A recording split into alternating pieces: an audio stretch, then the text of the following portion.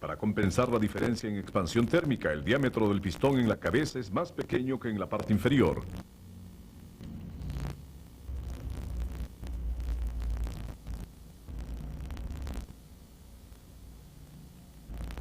Los anillos del pistón evitan la fuga de presión de compresión a través de la abertura entre el cilindro y el pistón. Normalmente cada pistón tiene 3 anillos. Los 2 superiores son anillos de compresión, los cuales mantienen el hermetismo de aire de la cámara de combustión y transfieren el calor del pistón a la pared del cilindro.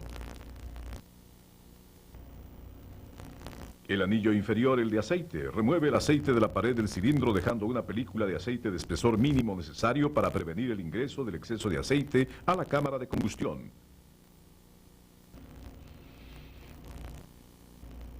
Cada anillo de pistón tiene una abertura en los extremos para permitir la expansión del anillo. La abertura de los extremos es de 0.2 a 0.5 milímetros a temperaturas normales.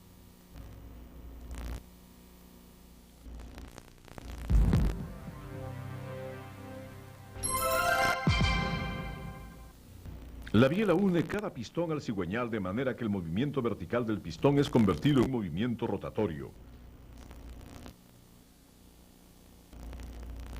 Debido a que la biela está sujeta a una fuerza de compresión continua, fuerza de tensión, etc., debe ser lo suficientemente rígida para soportar estas cargas. En conjunto, asegúrese de elegir un cojinete de biela adecuado para la biela.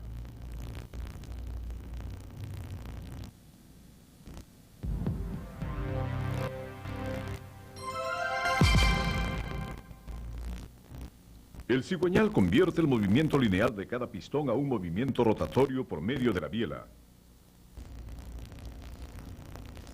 El cigüeñal está compuesto de muñones de biela que transmiten la fuerza del pistón al eje, muñones de bancada que gobiernan la rotación del eje y los contrapesos de balance que aseguran una rotación bien balanceada del eje. El cigüeñal rota a alta velocidad bajo la carga pesada aplicada por los pistones. Por ello debe ser lo suficientemente fuerte, rígido y bien balanceado tanto estática como dinámicamente.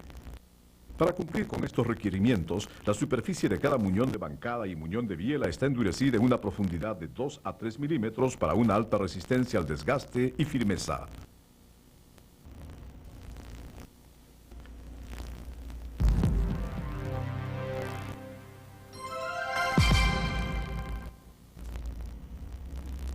Los cojinetes de bancada del cigüeñal reciben la carga de impacto de la explosión aplicada a las partes rotatorias del cigüeñal, tales como los muñones de biela y bancada, así como las cargas mismas de estas partes. Una película de aceite de un espesor apropiado se forma en cada superficie de los cojinetes o metales para prevenir que se atasquen las partes rotatorias y minimizar el daño de fricción. Los cojinetes también aseguran el contacto hermético del aire del cigüeñal con el bloque del cilindro y cojinete de bancada, mejorando así el desempeño de la radiación del calor. La abertura entre el cigüeñal y cada cojinete de bancada es llamada separación de aceite. La separación de aceite es normalmente de 0.02 a 0.06 milímetros.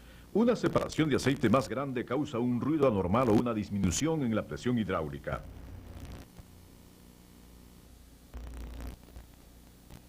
Hemos estudiado las partes principales del motor. Un motor puede producir gran potencia cuando todas estas partes funcionan normalmente.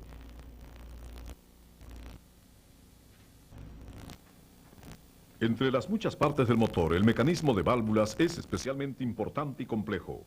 Veamos de cerca el mecanismo de válvulas.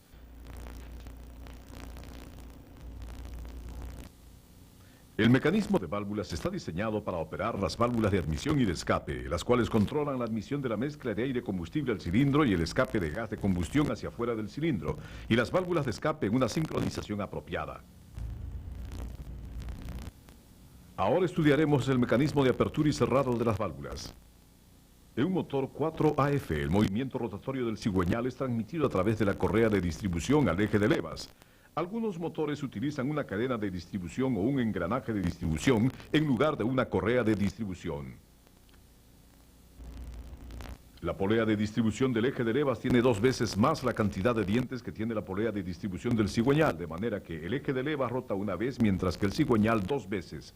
Al rotar el eje de levas, rotan las levas abriendo o cerrando las válvulas.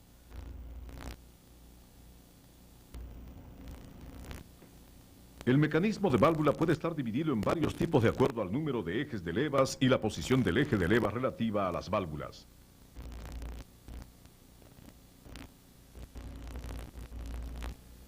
El mecanismo de válvulas DOHC, doble eje de levas en la culata, tiene dos ejes de levas, los cuales operan las válvulas directamente. Con una construcción complicada, este tipo de mecanismo de válvulas asegura una operación exacta de cada válvula, resultando en una eficiencia mejorada de admisión y escape, alto rendimiento del motor y buena economía de combustible. El mecanismo de válvulas OHC, eje de levas en la culata, utiliza un eje de levas para operar las válvulas y por ello requiere de balancines.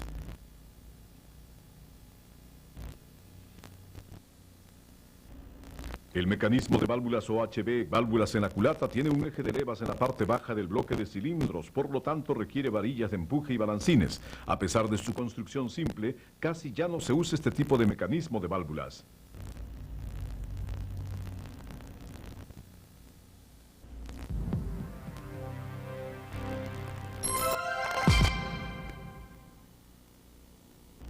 La válvula de admisión solo tiene que permanecer abierta mientras el pistón se encuentra en el tiempo de admisión. Y la válvula de escape tiene que estar cerrada mientras que el pistón se encuentra en el tiempo de escape. Sin embargo, la sincronización de la válvula debe tener en cuenta el hecho de que las inercias de la admisión y escape aumentan a medida que la velocidad del motor aumenta. Específicamente, la válvula de admisión empieza a abrirse antes de que el pistón comience su tiempo de admisión y se cierra después de este tiempo. De manera similar, la válvula de escape empieza a abrirse antes de que el pistón empiece su tiempo de escape y se cierra después de este tiempo. Tal sincronización de operación de válvula asegura una admisión y escape eficientes.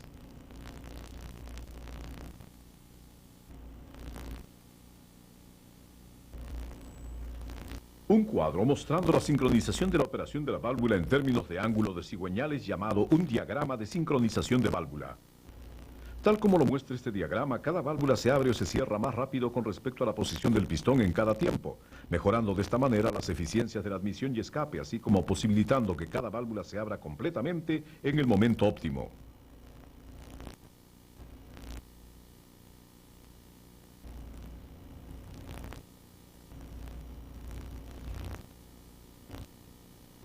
Existe un periodo de tiempo durante el cual las válvulas de admisión y escape se abren. Este periodo es llamado superposición de la válvula.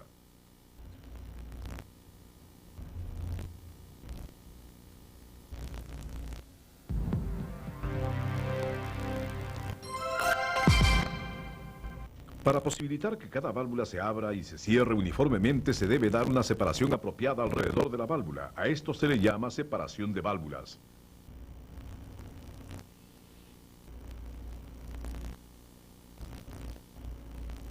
Una separación de válvula excesiva causa un ruido anormal y una sincronización de operación de válvula inapropiada.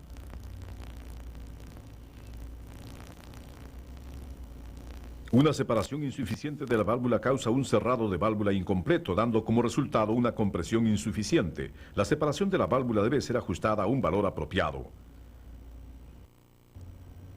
La separación de la válvula en un estado frío es diferente de aquella en un estado caliente, ya que la separación de la válvula se ve afectada por la temperatura.